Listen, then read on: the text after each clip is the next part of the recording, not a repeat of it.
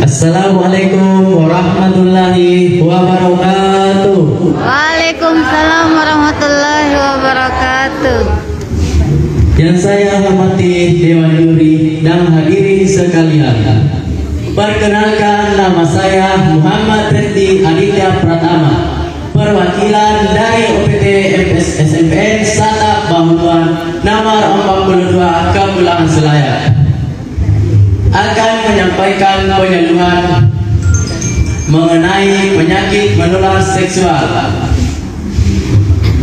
Penyakit menular seksual adalah penyakit yang ditularkan melalui hubungan seksual dengan berganti-ganti pasangan, baik melalui vagina, oral maupun anal.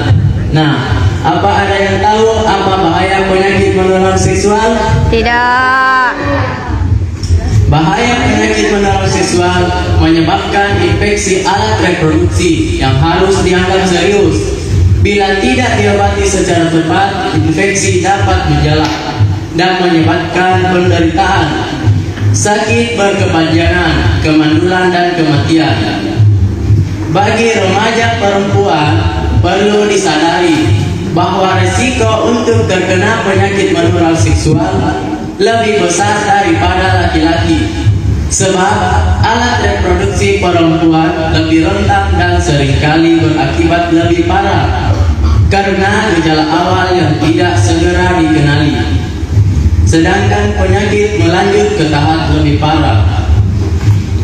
Pada laki-laki, gejala PMS lebih mudah dikenali, dilihat dan dirasakan, sedangkan pada perempuan sebagian besar tanpa gejala dan seringkali tidak disadari. Pada laki-laki, gejala-gejala infeksi antara lain: yang pertama, bintil-bintil berisi cairan, lecet atau borok pada penis alat kelamin. Yang kedua, luka tidak sakit, keras dan berwarna merah pada alat kelamin. Yang ketiga, adanya kutil atau tumbuh daging seperti jengger ayam. Yang keempat, rasa gatal sepanjang alat kelamin. Yang kelima, rasa sakit pada saat kencing. Yang keenam, kencing nanah atau darah yang berbau busuk. Yang ketujuh, bengkak panas dan nyeri pada pangkal paha yang kemudian berubah menjadi borok. Yang terakhir, kehilangan berat badan yang drastis disertai mencret terus-menerus dan sering demam serta berkeringat malam.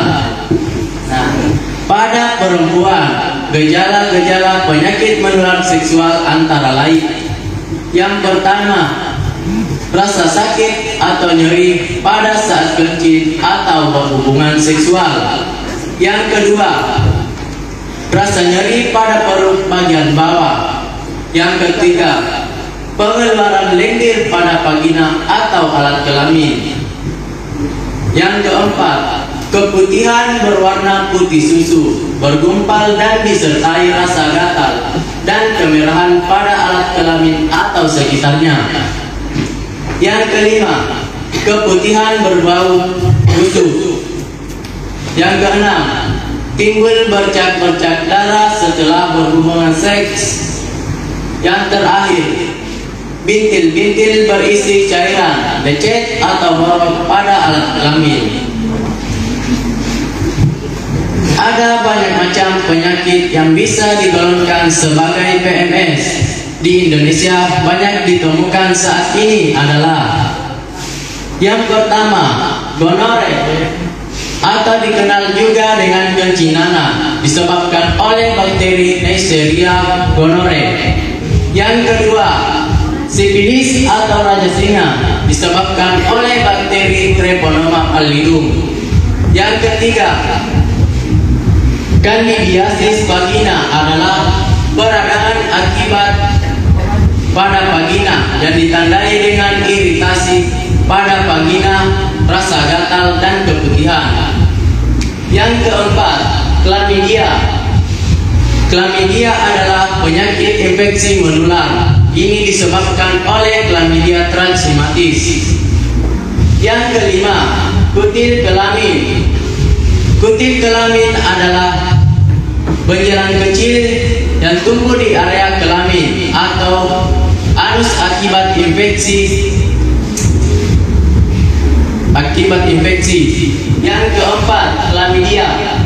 Chlamydia adalah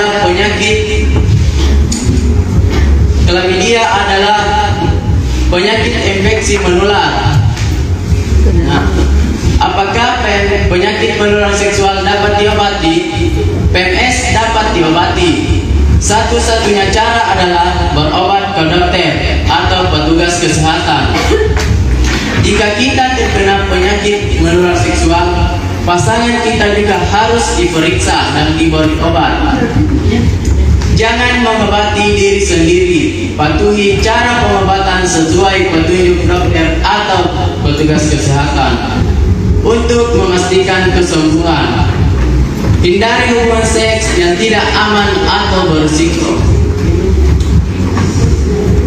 Apa yang sebaiknya dilakukan untuk membantu teman yang terkena penyakit menular seksual? Yang pertama, anjurkan untuk segera memeriksakan diri ke dokter atau petugas kesehatan. Bila perlu, kamu mengantarkannya. Yang kedua, anjurkan untuk mematuhi aturan pengobatan sesuai petunjuk dokter.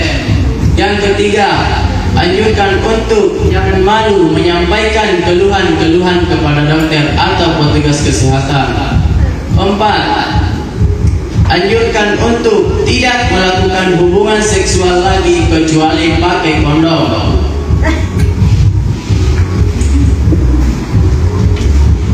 Demikianlah materi penyuluhan yang dapat saya sampaikan mengenai penyakit menular seksual. Tentunya hal ini tidak hanya penting bagi diri sendiri, melainkan penting bagi kehidupan dan keluarga di masa depan. Seperti yang kita ketahui, banyak manfaat yang dirasakan dengan tidak melakukan hubungan seksual. Oleh karena itu, mari kita berinisiatif untuk tidak melakukan hubungan seksual. Selanjutnya, mari kita mengatakan stop free sex. Assalamualaikum warahmatullahi wabarakatuh.